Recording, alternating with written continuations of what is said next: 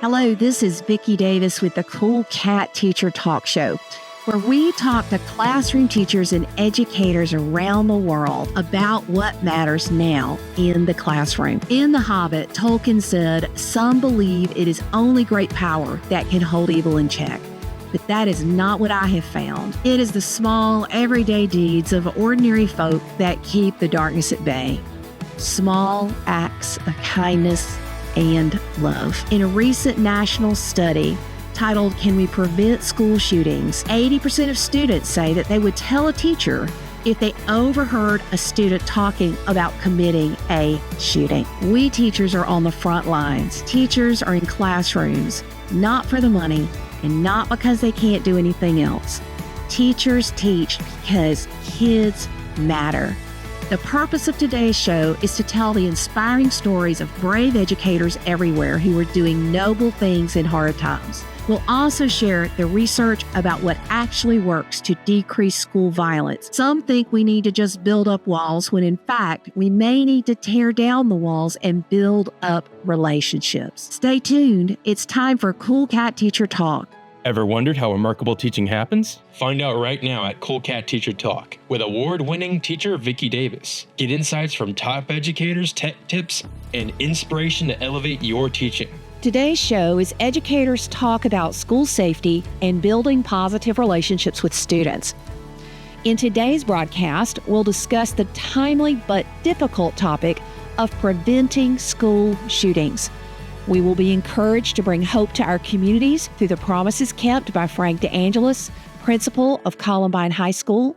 We'll discuss the importance of character building using social-emotional learning with Scarlett Lewis, and how to implement safe school design with Dr. Tracy Anderson-Swilley.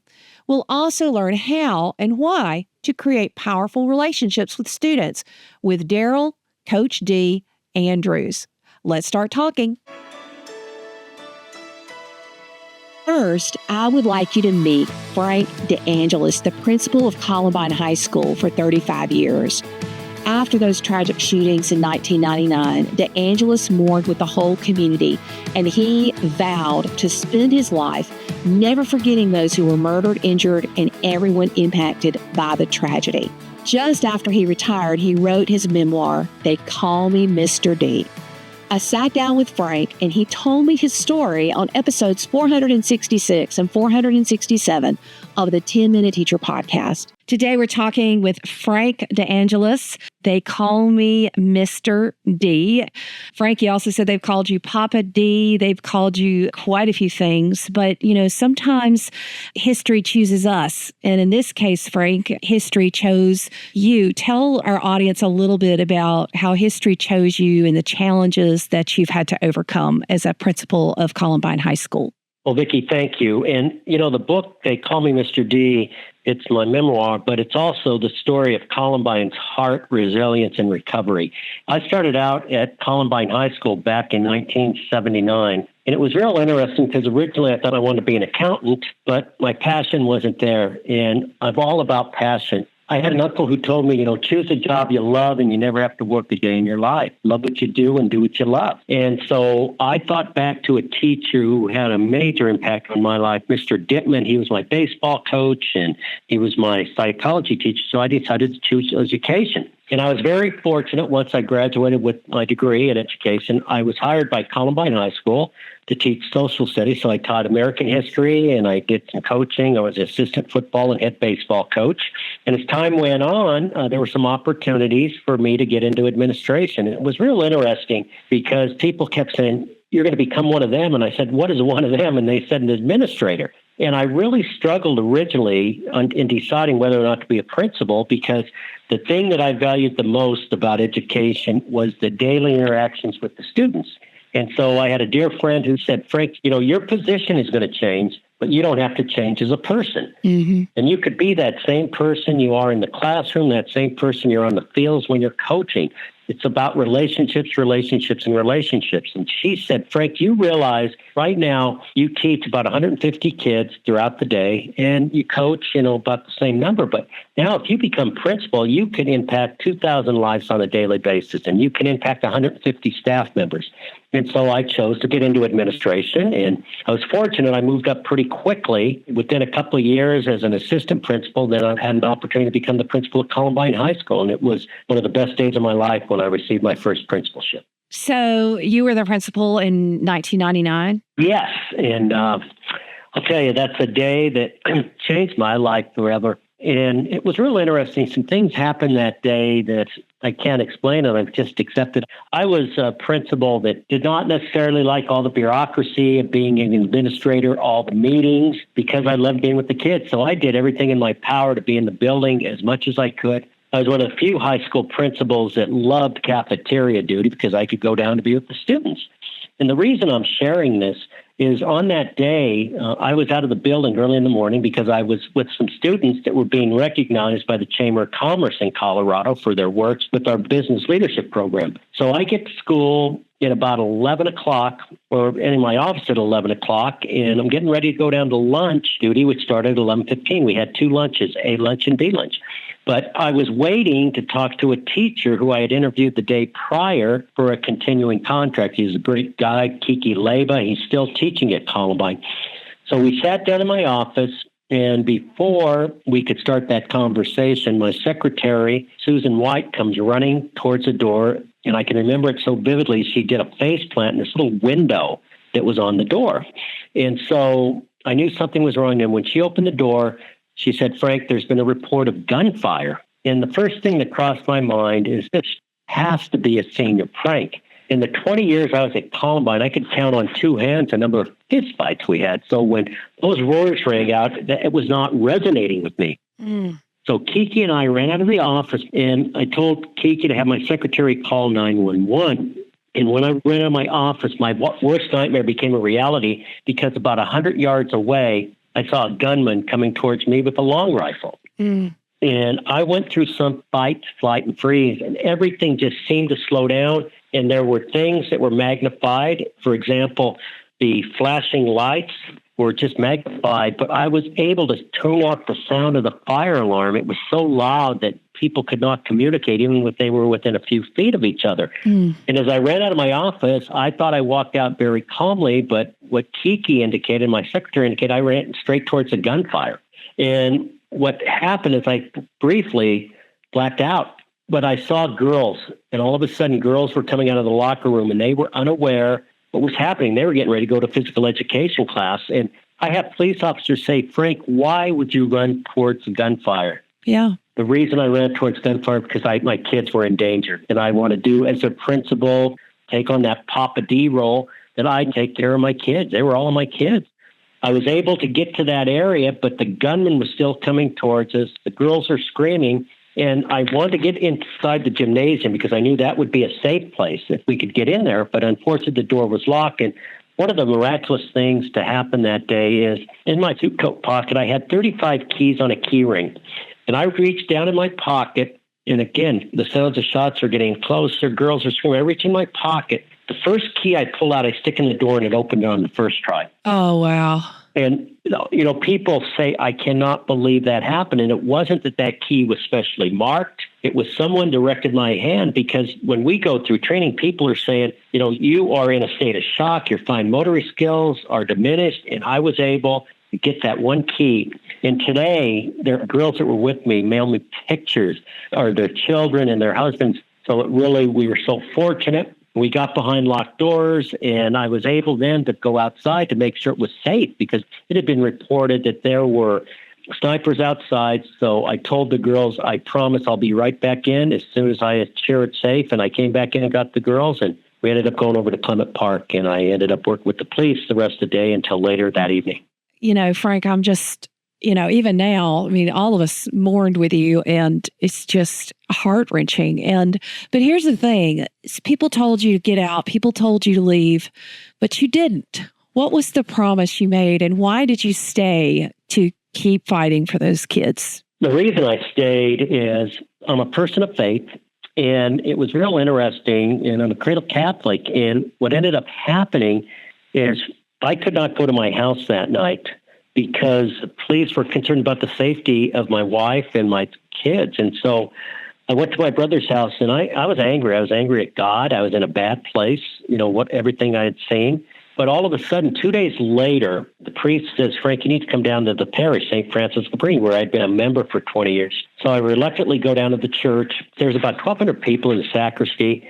And all of a sudden, he brings some students up on the altar because they were students of mine, but they were part of the youth group. And so he had them pray over our community, over me. And then he whispered something in my ear. He said, Frank, you should have died that day. We don't know why, but God's got a plan for you. He spared you. Now you need to go rebuild that community. And he said, many times in our life, a man plans his course, but the Lord determines his steps. That's from Proverbs. And then he said, Frank, I'm going to tell you that there's going to be times you're down, but every time you get down, the good Lord is going to grab you by that hand and pick you up and carry you. And he said, you can't give up hope. And he said, many times we got to live by faith, not by sight. And he said, this is a difficult time in your life, but he says, many times difficulties are really blessings in disguise. So I took that to heart. I got into counseling, and between the counseling and my faith and my family, I was able to continue. And originally I made a promise I was going to stay for 3 years until the class of 2002 graduated. They were freshmen. But I realized that, I still had 10 years before I could even contemplate retirement. And so all of a sudden, 3 years is approaching. It's the summer of 2001, starting the new school year. I went for a walk, and I said, God, give me some answers. And he said, Frank, in my mind, you can't leave. And I'm having this conversation. He said, you can't leave. You have not fulfilled that promise to rebuild that community. So it was at that point that I went back and I said, I want to be there until every kid who was in an elementary school graduated, because even though they weren't in the building, they were impacted. They would come to Columbine and saying, Mr. D, I remember going over to the park where it was a makeshift memorial. I remember we couldn't get down into our community because of all the police officers were there. And they said, I'll never forget that day. So I said I wanted to be there. So fast forward to 2012, I'm getting ready to retire. And I get a phone call from a parent, and they said, Frank, we need to talk. And you said, you can't retire. And I said, well, I did make that promise until all the kids graduate. I said, no, you don't understand. My kid was in the first year of a 2-year preschool program, so you need to stay a couple more years. So I stayed 2 more years. And it made me feel good that, people weren't saying, gosh, when is he going to leave? When is he going to leave? People wanted me to stay. So that made me feel good. So when I handed out those final diplomas to the class of 2014, I fulfilled that promise I made back on April 22nd of 1999. Frank, so many principals and so many teachers go through very difficult things. This is a new day, and it's heartbreaking. What is your advice to those who have the unimaginable happen at their school? Okay, I can remember making a comment after the Columbine tragedy happened, and it rings true 20 years later. I joined a club in which no one wants to be a member. And so when I reach out to these other communities, going back to Red Lakes, Virginia Tech, Sandy Hook, most recently Parkland in Marshall County, in Santa Fe, when I call them and they pick up the phone and I tell them, I know what you're feeling, they could say, yes, you do. And we talk about all the different things that could possibly happen. And the thing that I share with them, and it rings out so truly, is it's a marathon and not a sprint. And you're not going to wake up some morning and everything's going to get back to normal. But I assured them that this was just the beginning of a relationship, that I was going to be able to travel with them during this road to recovery. And it's interesting, a year later, been in contact with the 4 communities I just mentioned. And each time during a particular period of time, it's kind of a landmark. So, for example, last year I got calls from the high school, what do we do about the graduation ceremony? And then all of a sudden, what do we do first day back? Then I've got a call, what do we do at the 1-year anniversary? So we continue these conversations to see what we can do to get through it together, because we are part of this club.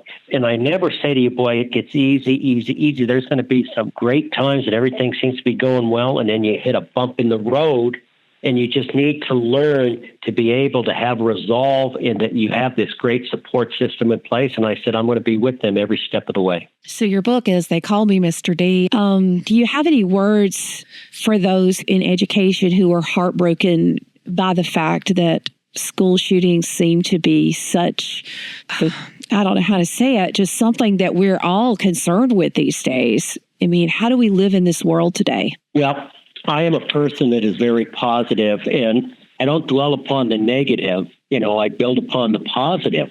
And I know people say to me when I go out and do presentations, they said, Frank, you talk about not allowing your beloved 13 to die in vain, but we continue to hear about these school shootings. But I said, what we don't hear about is how many have we stopped because of things we have in place. In 1999, the only drills we did were fire drills. Now, students from the early ages, intermediate, primary school, are learning about these drills. And we're not trying to traumatize them. We're just preparing them. The protocol that was used on that particular day at Columbine is no longer being used. We have officers that are engaging. And what I tell people is schools are still the safest place. And there's research, and this is about 2 years dated, but they said there's about 300 killings every day in the United States, and how many happen in schools.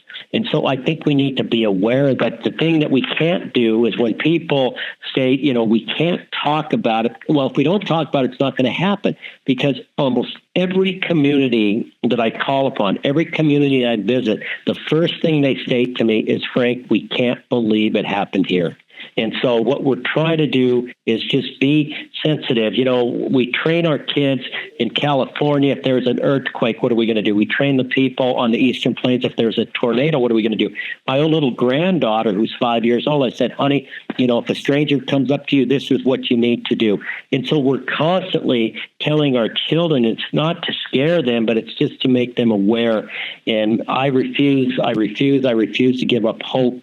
And I speak to teachers. And, the thing that's so important is people ask me right after, what are you going to do? And I said, what are we going to do? They're all of our kids.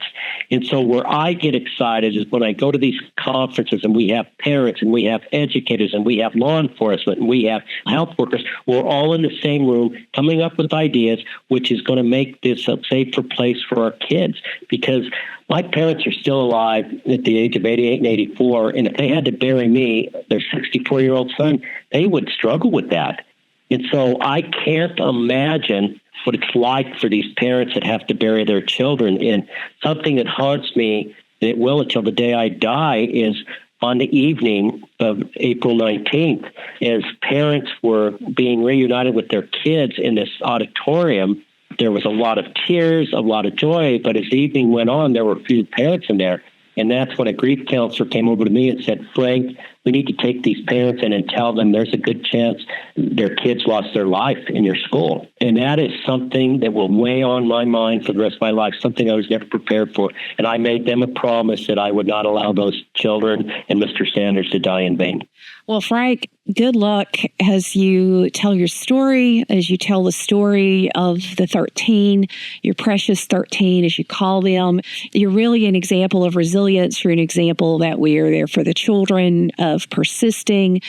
And there's so much more in the book. This is one of those books that you just can't put down. It's a fantastic book. The name of the book is They Call Me Mr. D. And Frank, thank you for telling your story and for encouraging us, because I'm also positive and encouraging what we do is important. And those drills that we do, in addition to fire and tornado, they are important. Active shooter drills are important, and we need to do those. And we've done them at my school several times, and then we do debriefings and get better at it every single time, because these students are precious and we have to take action to protect them. And Vicki, one last thing. The one chapter, if they don't read any of the chapters, read the last chapter, because it's actually taken from what the parents wrote about their kids. And it's very, very touching to learn about these kids and what they meant. And they were just fantastic, and they serve inspiration to me. So once again, thank you so much for the opportunity.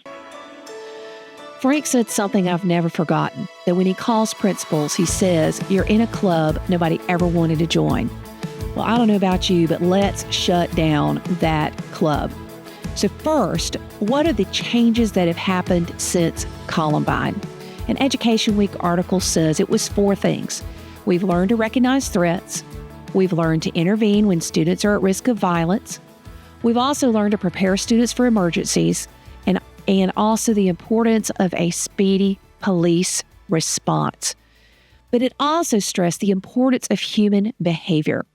An NPR article from 2024 says that instead of focusing on police officers and metal detectors, we need to focus on supporting the social and emotional needs of students to make sure that kids feel respected, connected, and that they belong in schools. This article also made the point that if we teach kids conflict resolution, how to manage stress, and how to have empathy for fellow classmates, that it would also reduce fighting and bullying. Some schools call helping students understand how to cope with life and relate to others social emotional learning. But unfortunately, this term has become a political buzzword. Not all social emotional learning programs are beneficial. Not everything called SEL is truly SEL. Just like our other textbooks, any social emotional learning program should be examined on a lesson-by-lesson basis. Please don't let this buzzword distract you. Some of the concepts our next guest will discuss include courage and forgiveness. So much of what we teachers teach in our classrooms includes helping children know how to get along, but also helping children know that they are valuable. The name of my classroom is Masterpiece Theater because it is a place where we showcase each student. And I believe each of my students is a masterpiece made before time began to do good things. I want to help them know their value and see the purpose in their lives as they live each day. Purpose isn't something they wait to have. Students of all ages can have purpose now, today. Just in my classroom today, I had a young man talk about how he was teaching woodworking skills and carpentry skills to people so they could get jobs. That is purpose. So I encourage you, as you listen to this next segment, to focus on the individual character traits and don't let the debate over social emotional learning as a buzzword call you to ignore how we need to be helping our students now.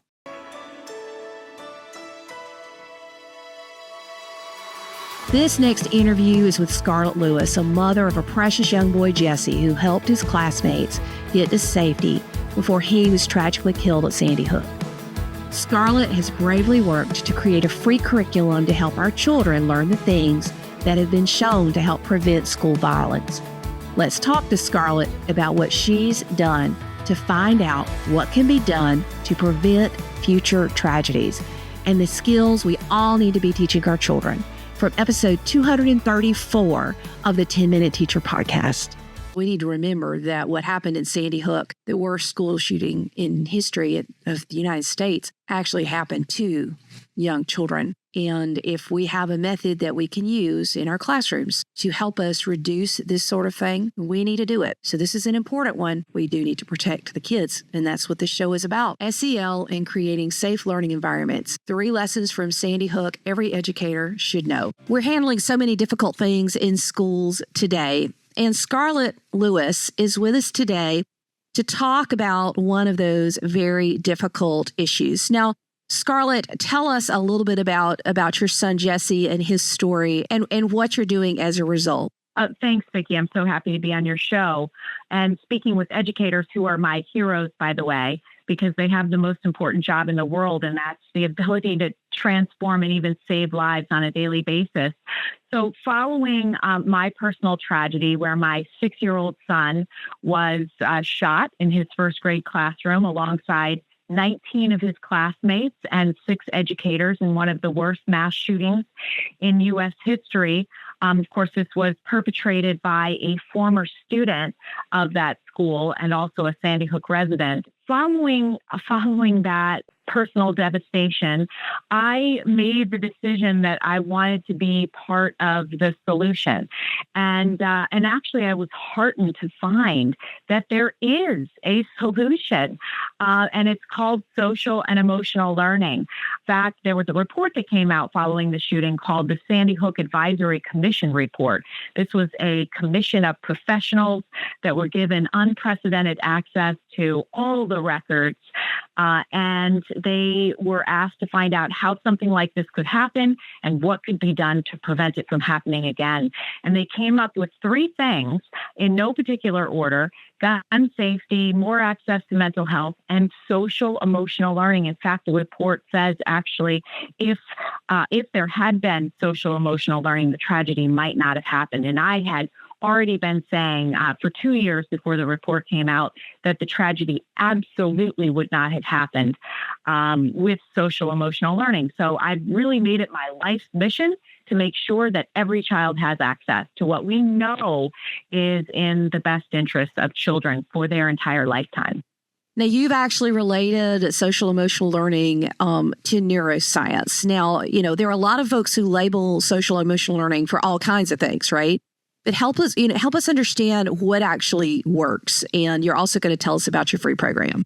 So what I did was I kind of looked at what we're currently teaching in school and the programming that is effective statistically and the programming that isn't effective statistically. And I really took the best of the best. And it's not only social emotional learning, but it's emotional intelligence, it's positive psychology, it's character education, it's mindfulness, it's neuroscience. I took all of the best and put it into one program, comprehensive pre-K through 12th grade, and I made it free so that every child can have access. It's based on CASEL, the Collaborative for Academic, Social, and Emotional Learning, 5 core social emotional competencies. We made it easy to teach and easy to learn. I actually worked with educators to create this program. So it's written by educators for educators, and I think the only program that is. So this is the Choose Love Enrichment Program, right? It's the Choose Love Enrichment Program, and it's available for free on the Jessie Lewis Choose Love Movement website. Okay, so give us an example of an activity or something that should be taught in this category of social emotional learning that works. So our program is based on a powerful formula for choosing love in any situation or circumstance. It's a formula that I use every single day, and I know it works in all situations. And the formula is this: courage, because everything starts with courage, plus gratitude. Gratitude being the great mind shifter. Out of the 60 to 80,000 thoughts that we all have every day, they go through our head one at a time. So you can't have a grateful thought and an angry or depressed thought at once. So it's the great mind shifter. Plus forgiveness. Forgiveness is the number one way to have healthy relationships. And Harvard University did a 75-year longitudinal study that showed that the secret to happiness is positive relationships and meaningful connections. And forgiveness is the number one way to have that. Plus compassion in action. That's not only identifying a need or suffering in someone, but it's actively doing something to help ease that pain. And it's in that action that all of the nurturing, healing love that we give, we get back. So practicing those character values in that order. So courage plus gratitude plus forgiveness plus compassion and action, with all of the different elements falling under that formula, equals choosing love. And it's been profoundly impactful, not only for students, for educators as well, because the educators get the opportunity to learn right alongside the student. There is no training required. We actually do have training available, and I always like to go in and speak to the staff to launch the program when possible. But in reality, the teacher learns right alongside the student, and the best feedback that I've received is that the educator gets as much benefit as the student. I love how you say we can't always choose what happens to us. We can choose how we respond. But you live it every day. I mean, isn't it hard? I absolutely live that. And therefore, I know that it's true. That's where our freedom and growth lie. We can't always choose what happens to us. So sometimes a chapter in our life it has been started for us, right?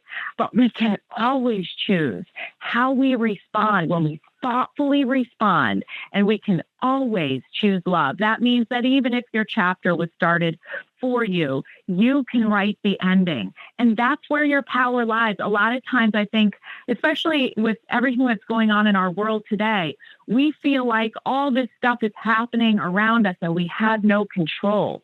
But I'll tell you what, we have control of how we respond, how we perceive the things that are happening, and how we respond. And that alone is an incredibly empowering concept. Now, you gave me a statistic before we started recording about just how many school shootings there are now. How frequent is it here in the United States? Well, since Sandy Hook Elementary, which happened 5 years ago, we have had over 220 school-related shootings. So we have an average of one school-related shooting per week in our country.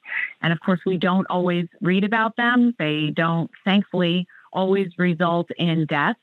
But the fact of the matter is, it seems like it's becoming our new normal. And that is absolutely not okay with me. Our schools must be a safe haven for our children and our educators. Absolutely. It's the only way that they can learn. And so we know how to do that by implementing a social and emotional learning program. Well, and educators, we can put in security systems, but we also have to have secure and safe thinking going on in our minds. And this is a difficult, hard thing, but we cannot just teach content and not teach healthy thinking, things like courage and gratitude and forgiveness and compassion and action. These are all ways of thinking, ways of approaching the world, and they're things that we need to be discussing in our classrooms. There's so much science behind the benefits of social emotional learning. So children that have access to social emotional learning not only get better grades and test scores, have higher graduation rates, less stress and anxiety, less bullying because it proactively prevents it before it even starts. But there are long-term studies now that have followed kids from kindergarten all the way into adulthood.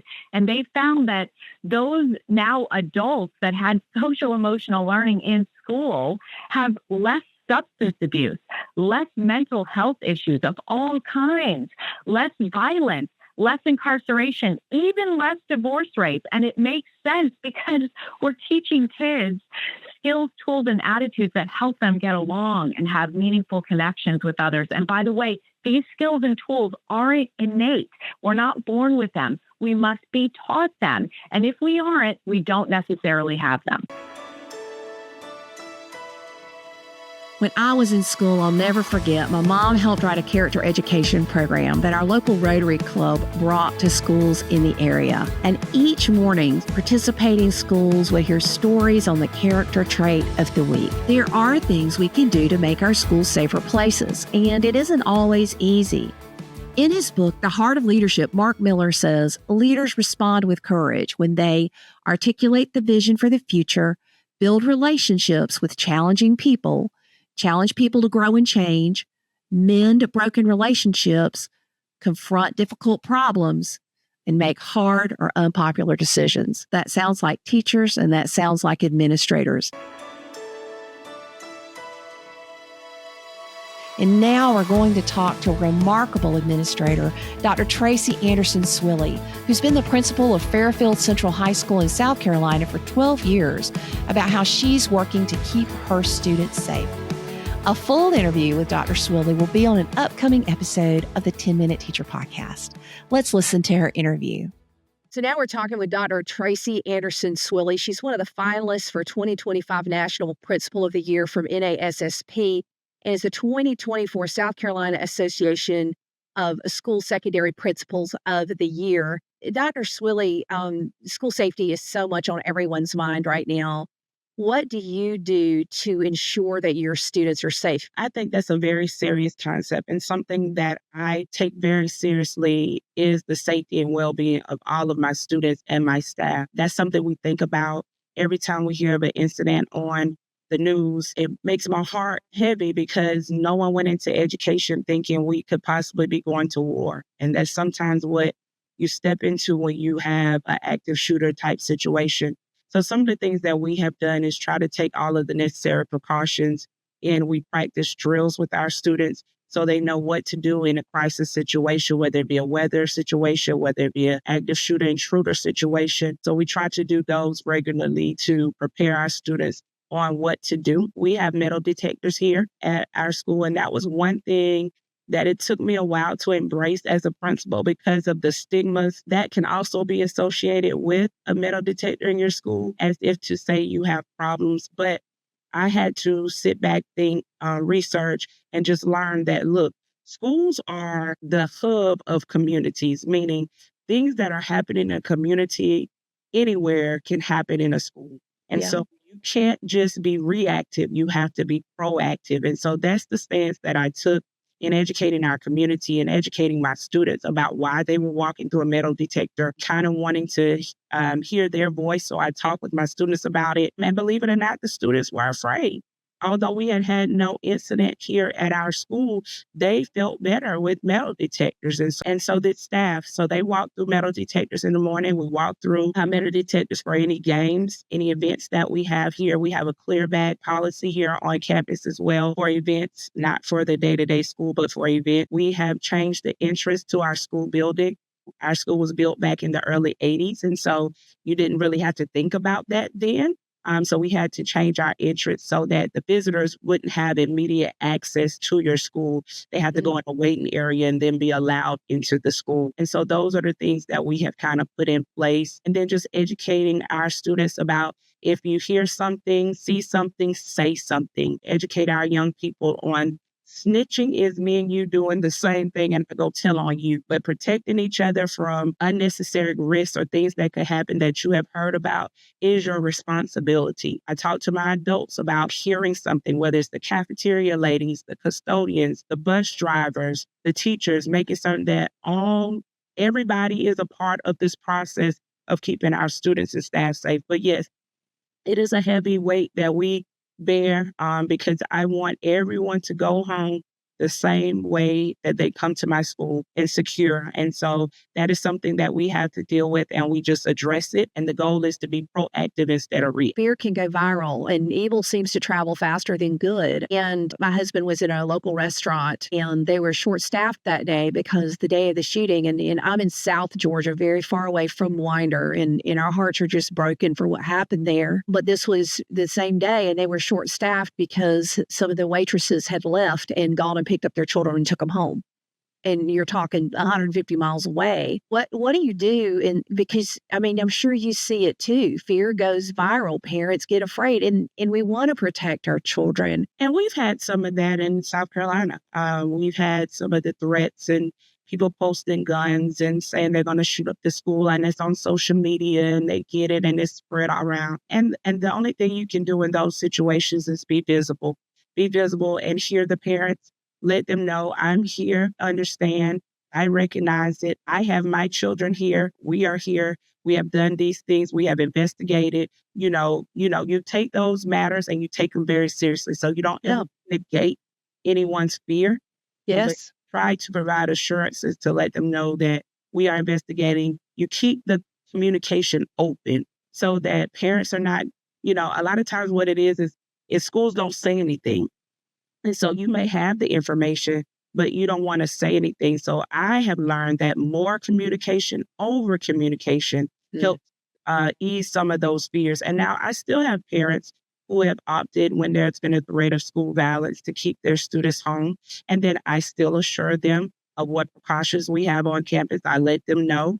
And then I post again at the end of the day that we had a great day here at Fairfield Central High School, just to over communicate with them, to let them know. Because one of the things I had to realize as a parent is that I couldn't imagine not knowing what's happening inside of the building. And so the goal as the principal is to let our parents know what is happening. Because I'm able to wear the lens of mom and principal at the same time, and children on campus with me, I can see the interactions. I can know they're safe. I know all these things. And so I try to communicate that to other mothers and fathers and grandmothers and aunts and uncles to let them know what day-to-day looks like at Fairfield Central so that they can kind of go to work and put their mind at ease. So when we had those things, I would kind of comment on social media. I would go live and let them know we're having a great day here, just to kind of keep people's mind at ease on what is happening because you don't know and it could happen anywhere and it's scary. And so I just to give my parents a lens to view in the school day so they know what's going on. And lots of people have solutions but this is a difficult issue. And as educators who are in school every day, we have to operate in the world in which we live. Absolutely. And unfortunately, this is the world in which we live. And it just takes those brave steps of saying, hey, okay, metal detectors. And these are the precautions, restricting entrance to the school and in all the drills that we do when there's right ways to do those. Dr. Tracy Anderson Swilley, congratulations on your awards. And thank you so much for coming on the show. Thank you for having me. And as I'm writing today's show, I was shocked as I opened an old journal of mine from when I was a 10th grader. Well, besides the I love boys written in big letters in the front cover, actually had some profound words in the journal relating to today. Dear Diary, I wonder why there has to be so much violence on TV and movies. It's all so senseless.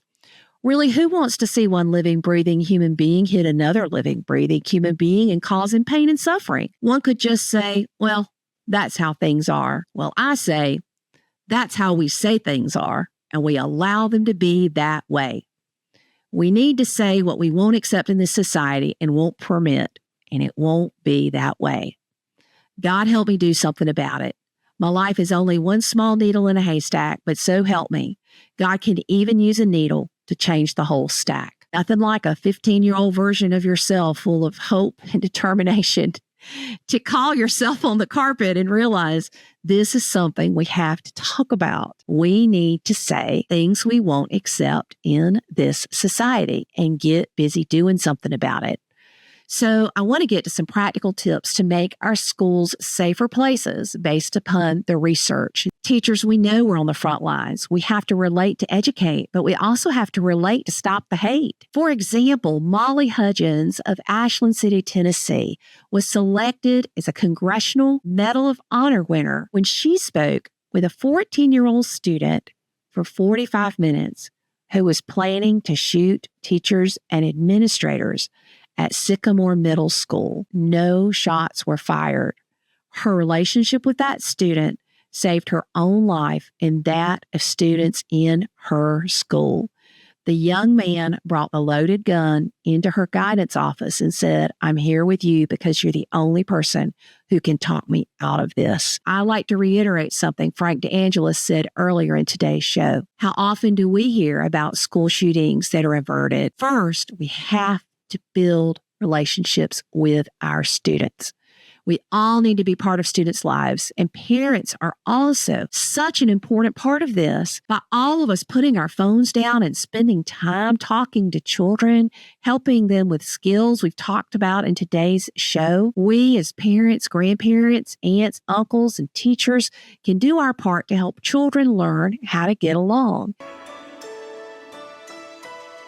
As we focus for a moment on encouraging positive relationships between teachers and students, we'll let Daryl Andrews tell his story. Daryl is called Coach D by the many schools and businesses where he is a motivational speaker and author. Coach D's story of the teacher who changed his life is taken from episode 571 of the 10-Minute Teacher Podcast. Programs, administrator across the board, but I'm not blind to the fact that I'm able to do this because of something that happened years ago, a door that opened for me. And it started when I was in the third grade, where I was at one school in Syracuse, New York. And at that time, they started the busing program. And they decided to bus some of the students from the inner city of Syracuse to the schools in the suburbs. And I was bused to a school by the name of Nichols Elementary in what's called Eastwood, New York. Again, I'm from Syracuse, New York. It was frustrating, and it was also somewhat traumatizing because I was very comfortable in my school. And so I ended up going to the school, Eastwood, where I really didn't know anyone. I was young, young kid, didn't have any friends, didn't have any people who knew me.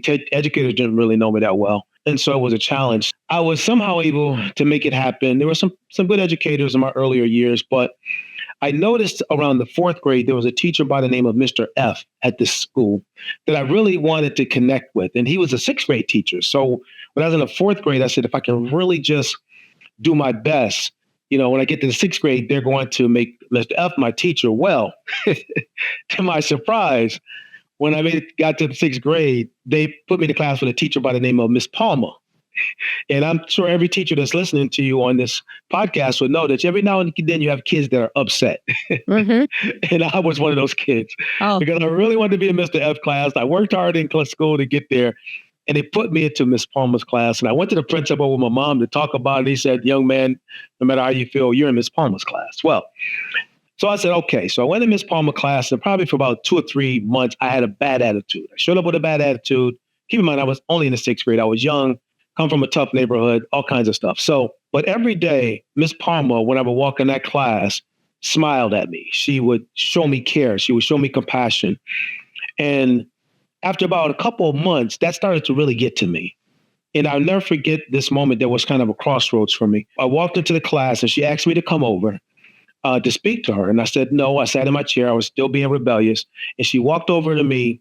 She looked me in the eyes. She put her hand on my shoulder and she said, young man, I want to tell you something. It doesn't matter what you say or what you do. I'll never, ever give up on you. And it was that moment that my life was changed because I thought I needed Mr. F and I really needed Miss Palmer. Wow. She turned it out to be the person that I needed. And so let's jump ahead. I became a good student, went on to middle school from there, went to high school, graduated from college, became the first person in my family to graduate from college, went on and, married a beautiful woman. She's a systems engineer at a nuclear facility. I have a degree. She had a degree. We live in this beautiful life. And then I thought about how did I end up here? And it went back to that moment with Miss Palmer. So to make this long story short, I went back to my hometown trying to find her and I couldn't. This is some 30 something years later, trying to find her and I couldn't. So I finally did a Google search. Through the Google search, I found this teacher in a town outside of Syracuse by the name of Miss Palmer, but it wasn't, we're now 30 something years later. So I saw the teacher web email the page. She had a teacher web page, looked like her, brunette, Miss Palmer was brunette, but 30 something years later. So typed this message, didn't hear anything. This message of, hey, I don't know if you're Miss Palmer that taught at Eastwood at Nichols Elementary, but I'm Daryl Andrews, and make a long story short, just trying to connect. 4 days later, I get a response.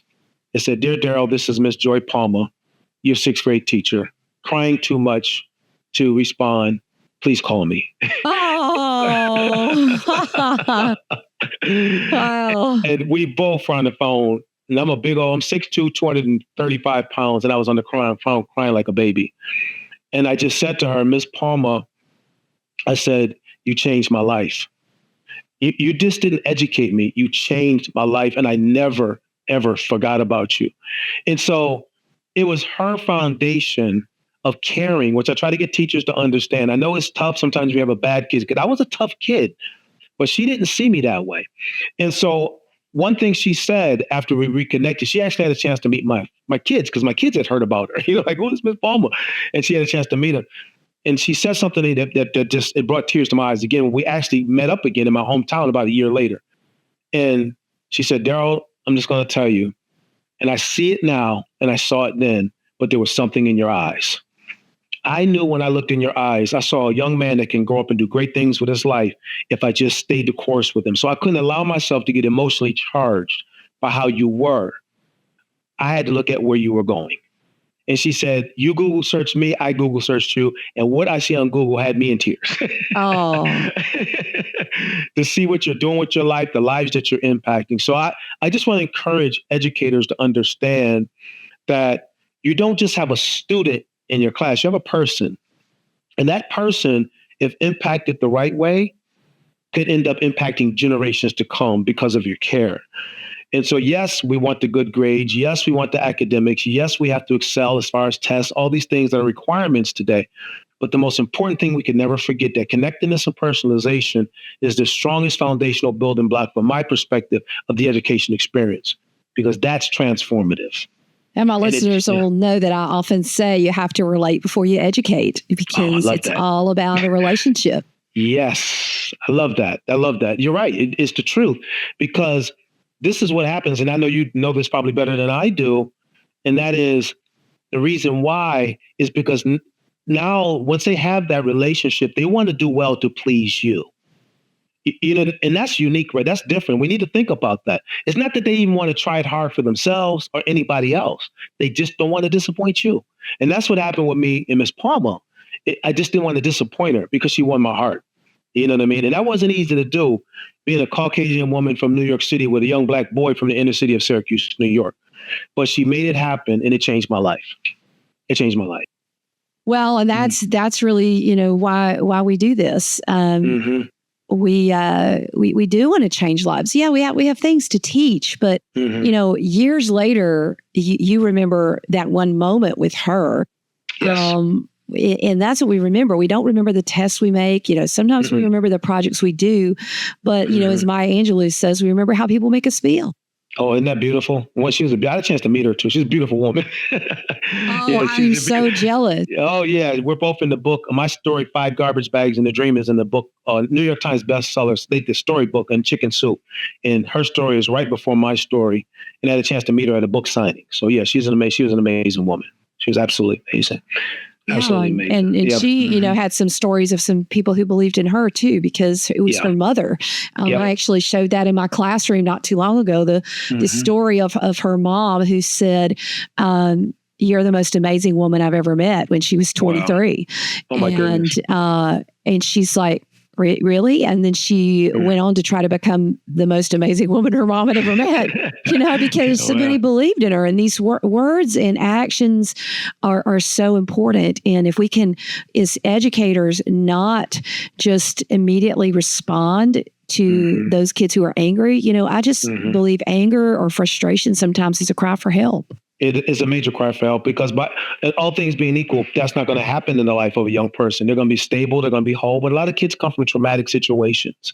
And one thing I always try to get educators to see is really keep your eyes on what matters most. Now, I've been in enough schools to know you got other things. There's other stuff that takes place in schools. You got, you know, demands and expectations, and you got, you know, goals and objectives and policy and all these different things that can weigh on you.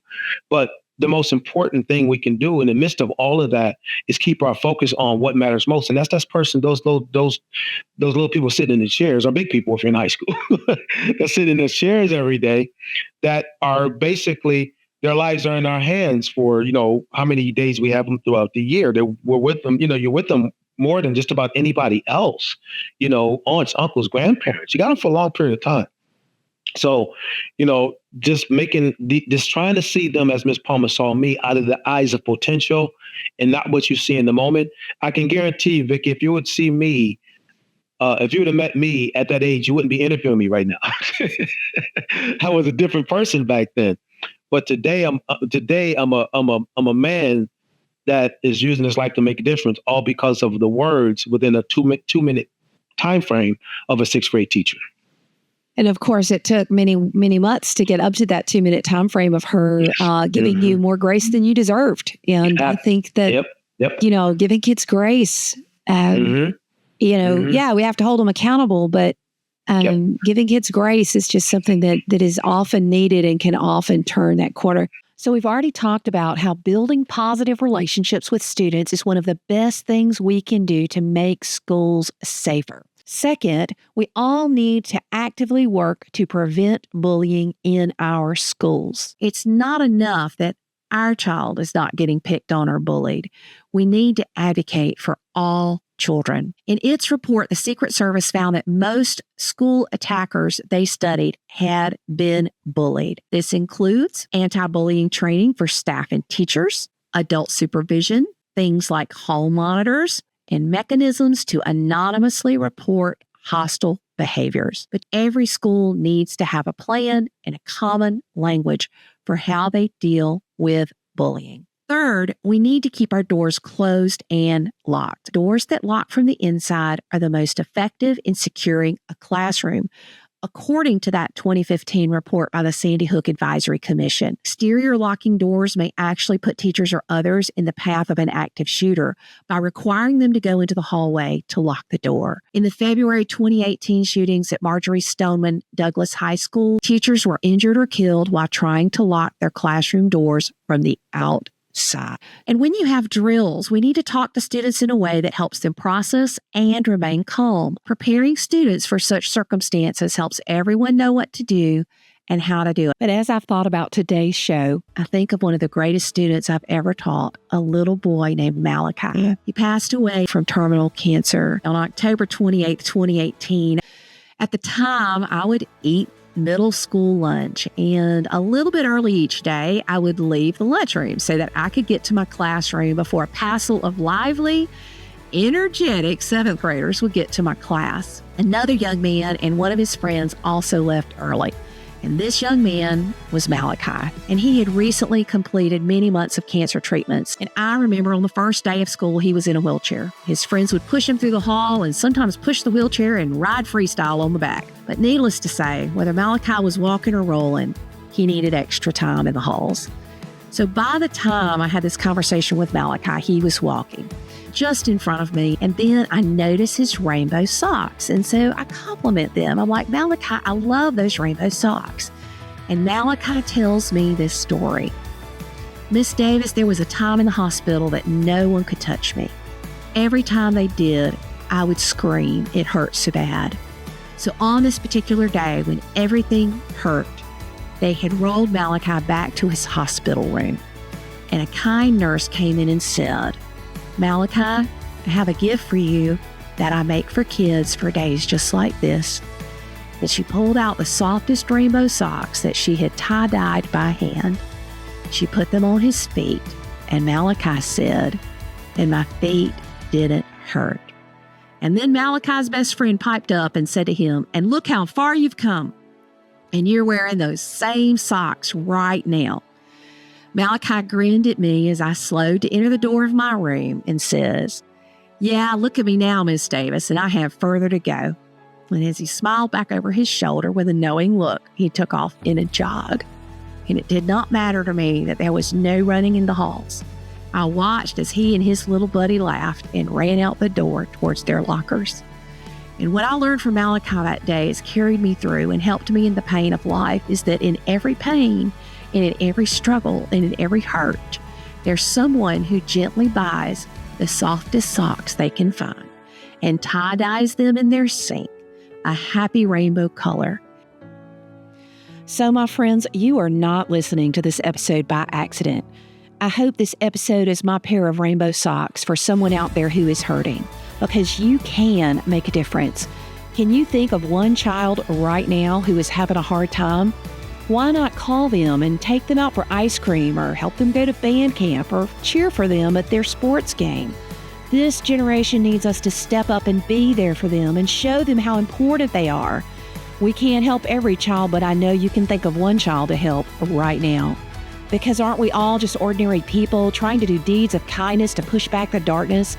And if enough of us ordinary people do enough small deeds of kindness, we can be the needle that changes the whole stack. Stay in the loop. Visit coolcatteacher.com for the latest tips and trends. See you later, educators.